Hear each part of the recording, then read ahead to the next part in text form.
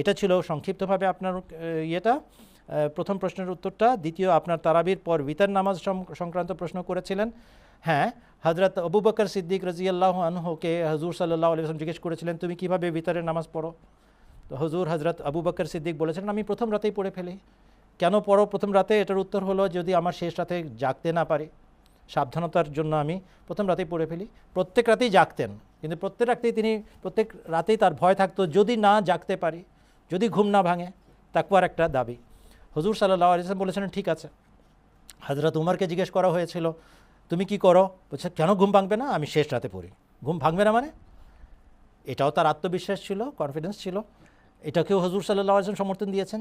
যে জানে যে সে নিয়মিত ঘুম থেকে ঠিকমতো উঠতে পারবে, তার উচিত শেষ রাতে পড়া। যে ভয় পায়, সাবধানতা অবলম্বন করতে চায়, তার উচিত প্রথম রাতে পড়ে ফেলা। হযরত আবু বকর সিদ্দিকেরও যে নিয়ম সেটাও সঠিক, হযরত উমরের যে নিয়ম সেটাও সঠিক। কোনো ব্যক্তি যদি ভিতরের নামাজ আগে পড়ে ফেলে বোন, তাহলে সে বেজোর করে ফেলেছে তার নফল নামাজগুলো।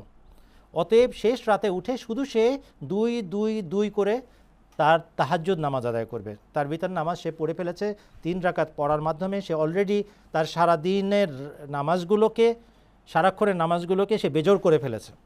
এই জন্য তাকে নতুন করে আবার ভিতর পড়তে হবে না। তো ভিতর যদি আরেকবার সে পড়ে, 3-এর সাথে আবার যদি সে 3 যোগ দেয়, তাহলে কিন্তু জোড়া হয়ে যাচ্ছে, এটা 3-3-6 হয়ে যাচ্ছে।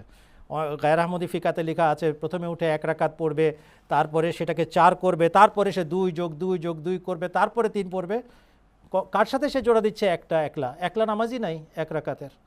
আর সে কোন 3 রাকাতের সাথে কোন 1 রাকাত জোড়া দিচ্ছে? যেটা রাত 10টার সময় সে পড়েছিল, রাত 9টার সময় পড়েছিল, সেটা রাত 3টার সময় উঠে জোড়া দিচ্ছে। 3টা এখন পড়লাম, আল্লাহ পরে আরেকটা পড়ে দিব না, এটা কোনো নামাজ? আহমদিয়া জামাতের ফিকাহ এবং এই ব্যাপারে সিদ্ধান্ত খুব সহজ। 3 রাকাত পড়ে ফেলেছো, বেজোর হয়ে গেছে তোমার নামাজ, অতএব তুমি উঠে শুধু তোমার নফল নামাজগুলো আদায়